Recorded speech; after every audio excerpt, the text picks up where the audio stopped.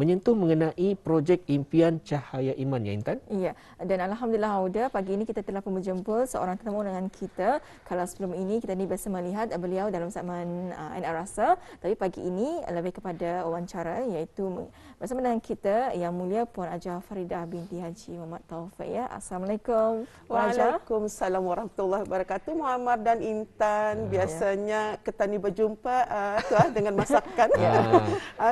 Tetapi itu salah satu juga daripada orang sedekah ilmu. Dan yang sekarang ini pun akan memberitahu apa sebenarnya tujuan kita ni mengadakan impian Cahaya Iman itu, dan juga apa tujuan yang sebelum-sebelum ini segmen NR Rasa itu sebenarnya. Ya, Jadi Alhamdulillah ya. terasa rindu je Puan dengan masakan Puan. Selalunya ada makanan. Iyalah. Baik, untuk pagi ini Puan, kita ni sentuhlah tentang tajuk kita ni pada hari ini. Tuan mungkin dapat Puan kongsikan apa sebenarnya tujuan projek impian Cahaya Iman ini diadakan. Ya, bismillahirrahmanirrahim. Assalamualaikum warahmatullahi wabarakatuh. Dan terima kasih pada pihak RTV dan ada penonton di rumah yang mungkin menyaksikan pada ketika ini rancangan Rampai Pagi. Ya. Terlebih dahulu izinkan saya memetik mutiara kata dan ayat seperti berikut. Ya. Asyadaqatuh tasudus sab'ina baban minasu, iaitu sedekah menutup 70 pintu keburukan, 70 pintu kejahatan dan 70 pintu wabak penyakit serta lain-lain dan apa sahaja bala bencana. Ya, seorang Muslim itu saudara bagi Muslim yang lain. Dia tidak menganiayanya dan tidak membiarkan dianiaya. Siapa yang menolong keperluan saudaranya, maka Allah akan menolong keperluannya. Maka siapa yang menghilangkan kesusahan seorang Muslim, di hari Allah akan menghilangkan kesusahannya di hari kiamat dan akan membantu juga di dunia yang nyata ini. Dan siapa yang menutupkan keaiban seorang Muslim, maka Allah Subhanahu Wa Taala akan menutup keaibannya di hari kiamat kemudian. Yang merujuk kepada kata-kata mutiara yang tersebut di atas, Muhammad dan Intan, ya. Saya terasa terpanggil untuk mengungkayahkan projek impian Cahaya Imanan ya. Yang mana tujuan projek impian Cahaya Imanan ini adalah projek kemasyarakatan yang diungkayahkan oleh perusahaan Mira Putra dengan bergabung dengan syarikat Hawun Riskin yang diungkayahkan oleh Puan Ita Hashim juga. Projek ini adalah mempunyai 3 ke 4 objektif yang sebenarnya. Yang pertama, membantu golongan komuniti yang lemah dan kurang berkemampuan, yang mana selalunya kita ni dengar ni daripada warga emas, kalangan wanita, ibu-ibu tunggal dan masyarakat setempat. Ya. Yang keduanya adalah bagi yang terlibat dalam kemelut kemiskinan untuk agar mendidik mereka ni berubah sikap untuk berdikari pada diri sendiri ya. Dan memberikan harapan dan cahaya bagi yang terlibat dalam kemelut kemiskinan untuk berubah sikap dan berdikari. Dan juga dengan membantu orang-orang yang tidak berkemampuan ini, sekurang-kurangnya kami dapat membuka pintu harapan. Kita ni juga tahu dorang ani orang amat memerlukan bantuan kita ni. Jadinya kami tidak akan membiarkan mereka macam itu saja. Memberi peluang untuk hidup yang lebih bersemangat. Di samping itu, kami juga kita ni sebagai orang Islam memang sudah kita ni dianjurkan berbagi rezeki dan berbagi rasa. Kita ni menolong sesiapa saja tanpa ada hadnya. Dan kalau benar-benar rasa kami fikirkan mereka ini adalah orang-orang yang tergolong dalam memerlukan bantuan, dapat meringankan beban di dorang, sekurang-kurangnya kita ni akan lebih dekat lagi dengan orang-orang yang seperti ini, mengongsikan masalah-masalah yang dapat kita ni bantu. Di samping memberi nasihat, motivasi dan perangsang untuk mereka menghadapi hari-hari yang akan datang. Tujuan bantuan ini juga bukan setakat bantuan asasi saja, tetapi juga untuk membaik pulih rumah mereka. Kadang-kadang ada yang bilik airnya memerlukan toilet seat tetapi mereka tidak mampu. Jadinya kami dengan bantuan daripada infak sedekah daripada hamba-hamba Allah dan bantuan-bantuan asasi, bantuan daripada agensi-agensi persatuan, badan persatuan juga. Jadi akan dibaik pulihlah apa yang kami fikirkan yang perlu dibaik pulih. Selain itu juga bukan sekadar untuk membantu membaik pulih ataupun membantu sekadar memberi barang asasi, tetapi kami akan pantau setiap keluarga ini dengan memberi motivasi, nasihat, mengajar kemahiran seperti yang saya gabungkan dengan segmen Enak Rasa. Mengajar mereka kemahiran, mengajar tata cara kebersihan yang mana perlu di masa COVID ini, kebersihan dalam kehidupan dengan ajaran agama Islam. Ya, jadi itu adalah tujuannya mengadakan projek impian adalah untuk membantu mereka yang memerlukan dan juga yang susah ya. Jadi Puannya mengenai dengan mereka ini dari mana ataupun bagaimana Puan sendiri mendapatkan maklumat tentang mereka yang ingin dibantu? Ya, maklumat-maklumat selalunya yang ingin dibantu ini adalah daripada media sosial lah, yang mana saya dan rakan seperjuangan bertindak pantas pergi ke rumah bis dorang ini dan menyelidiki apa sebenarnya yang mereka perlukan dan bantuan yang diperlukan. Sebabnya dengan kecanggihan teknologi di zaman ini sudah tentulah media sosial memainkan peranan sebagai penghubung dan penyelamat bis dorang ini, yang mana berita yang macam mana bila lebih viral atau yang dipostkan sensasinya tu cepat. Tetapi bagi pihak kami akan menyelidiki terlebih dahulu sama ada ianya sahih ataupun tidak. Kami akan pergi ke rumah bis dorang, menyelidiki latar belakang dorang sama ada mereka ini ada mendapat bantuan ataupun tidak daripada pihak kerajaan. Kemudian kami akan laporkan kepada pihak JAPIM dan MUIB mengenai sesuatu keluarga yang memerlukan bantuan itu. Baik, untuk tindakan selanjutnya pun bagaimana setelah mengetahui maklumat-maklumat berkenaan? Setelah mendapat maklumat ini daripada media sosial ataupun orang-orang ramai, maka kami akan pergi ke rumah keluarga tersebut, mengkaji, menyiasat mereka yang terlibat seperti nama dan status tersebut, tanggungan diorang berapa orang, sama ada mereka ini adalah yang perlu benar-benar dibantu ataupun cuma dibantu dengan sekadar barang asasi.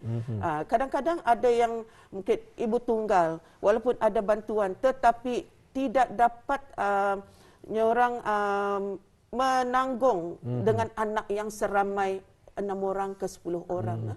Jadinya di sini kami ini mengunjungi atau menyelidiki, dilihat lagi keadaan rumah, apa yang ada dalam rumah itu. Ya, itu ya tindakan selanjutnya yang dilakukannya. Jadi apanya bagi membantu mereka ini, apa antara keperluan-keperluan yang biasanya pihak Puan sendiri sediakan untuk mereka? Ya, keperluan-keperluan yang selalu kami sediakan, kami akan memerhati sekiranya dalam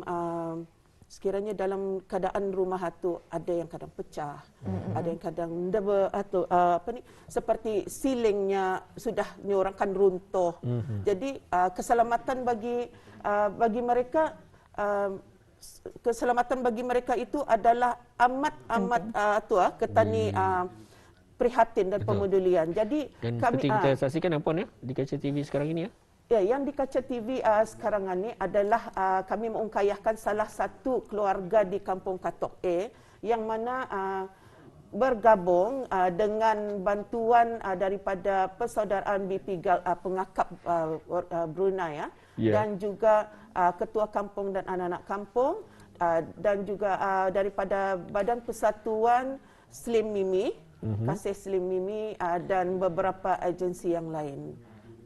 Tengah membersihkan rumah-rumahnya dan juga mengecat di dalam, membaik pulih. Ini yang dilakukannya? Ya. Dan kesemua mereka ini juga adalah ahli-ahli daripada pihak ahli-ahli daripada tim Mira Putra dan juga ada separuh daripadanya daripada pihak Pengakap Brunei juga. Alhamdulillah. Jadi mengambil masa dalam satu hari ya, Puan? Ya, mengambil masa dalam satu hari, satu rumah itu semua sekali ni. Terpaksa dibuang barang-barang itu. Itulah bergotong royong ya, membersihkan Bergotong sama-sama ya. royong. Dan alhamdulillah, terima kasih juga untuk pihak ketua kampung yang amat pemedulian dan prihatin, Tuan Haji Adenan daripada Kampung Katok Jadi ianya menyahut bila kami membagi tahu tentang masalah satu keluargaan ni. Jadi ianya terus memanggil anak-anak kampung untuk fasa 1 dan fasa 2 pembersihan. Sebenarnya yang tadi itu fasa 3 sudah tu. Kami sudah mula mengecat, mencek wiring-wiring apa semua. Dan sekarang sudah alhamdulillah ada 70%. Sudah diuruskan rumah itu dan katil-katil sudah dimasukkan sebab anda berbarang kan. Katil queen size dan pintu-pintu insya-Allah dalam 2 hari ini pintu rumah dan pintu-pintu bilik akan diganti baru dan juga tile rumah akan dibuatkan juga. Iya. Jadi alhamdulillah Puan. Jadi Puan ya, dalam membantu mereka ini mungkin boleh dikongsikan antara cabaran-cabaran yang dihadapi sepanjang untuk menjayakan projek amal ini. Sebenarnya cabaran ini banyakkah? Macam-macam. Cabaran yang memang terutama sekali adalah kewangan.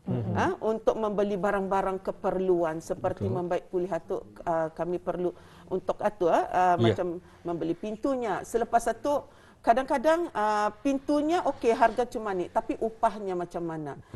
Jadi haruslah kita ni pandai dalam segi kewangan ni Dan juga alhamdulillah kami mendapat sokongan padu daripada keluarga, kawan-kawan, sokongan daripada 4 buah daerah ketani di negara Brunei Darussalam. Alhamdulillah warga Brunei ini sangat prihatin dan pemedulian. Alhamdulillah. Dan juga Puan, tadi kita ada menyaksikan daripada kumpulan pengakap, adakah juga agensi-agensi lain daripada pihak kerajaan ataupun organisasi-organisasi persatuan-persatuan yang lain turut serta dalam sama-sama menjayakan projek impian Cahaya Iman ini, Puan? Yes, dalam hal ini saya tidak menafikan bahawa kami memang membawa agensi-agensi kerajaan dan amat bersyukur dan berterima kasih terutamanya kepada YB Datuk Ajaminuddin yang banyak memberi sokongan kepada projek kami ini dengan bekerjasama dengan pihak JAPIM dan juga pihak MUIB.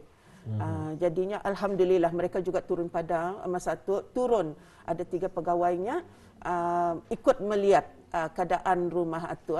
Jadi alhamdulillah dan juga MPK, MPM dan daripada Persatuan Amal Jariah Kasih Slim Mimi, syarikat Hawar Reskin yang memang bergabung dengan saya juga untuk menjalankan setiap projek dan pengakap memang daripada segi tenaga setiap sahaja kami mengerjakan sesuatu kerja amal daripada pihak pengakap Brunei, persaudaraan pengakap warga Brunei ini mereka yang akan turun padang membantu dan juga badan-badan agensi yang lain persatuan seperti Women Business Council, Saham Akhirat, mereka ini semuanya turun ikut membantu daripada segi infak sedekah dan juga daripada hamba-hamba Allah daripada 4 buah daerah. Alhamdulillah. Alhamdulillah ya. Baik, kita sebenarnya kesuntukan masa ni sebetulnya ya. Dan satu-satunya kita ni mengharapkan usaha-usaha sedemikian inilah yang akan sentiasa diikutkan oleh generasi-generasi akan datang. Dan untuk selanjutnya dan seterusnya Puan, sebelum kita mengakhiri, jadi apa harapan dan juga mungkin ada perancangan untuk tahun 2022 ini untuk projek-projek seterusnya? Ya, harapan dan perancangan itu memanglah ada. Kita ni tetap bersemangat dan dalam kerja-kerja kebajikan saya menyuruh buat semua warga Brunei, tidak kira warga Brunei ataupun yang di luar sana di masa pandemik COVID ini, semua orang memang dalam kesusahan, semua orang memerlukan bantuan, tetapi ada hadnya kadang jom membantu. Jadinya kerja-kerja kebajikan dan sukarelawan seperti yang dilaksanakan ini, insya-Allah kita akan usahakan satu projek motivasi pula bagi anak-anak yang tercicir, iaitu mengenai jati diri, iaitu self esteem.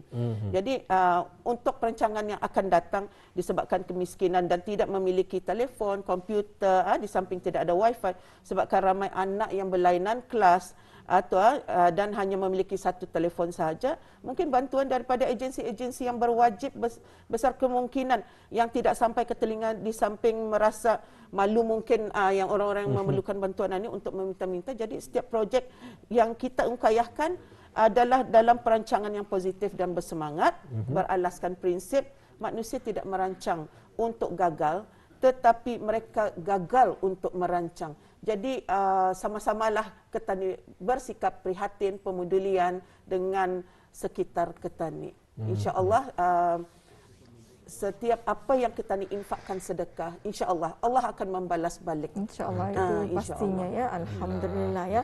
Jadi kita ucapkan ribuan terima kasih kepada Yang Mulia Puan Haja Farida binti Haji Muhammad Taufik ya, yang baru saja kita mendengarkannya perkongsian beliau ya mengenai dengan antara tujuan dan juga cabarannya dalam projek impian Cahaya Iman ini. Memang kita ni cukup berbangga ya untuk menyaksikan ya sendiri orang Brunei kita ni membantu sesama kita ya, membantu mereka yang dalam kesusahan ya. Betul.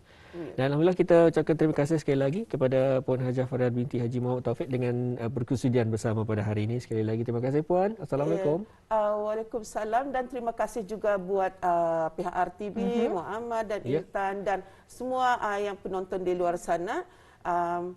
Jangan lupa sentiasa prihatin, pemedulian, jaga kebersihan. Yang paling penting jaga kebersihan, itulah salah satu daripada iman Ketani. Betul. Alhamdulillah.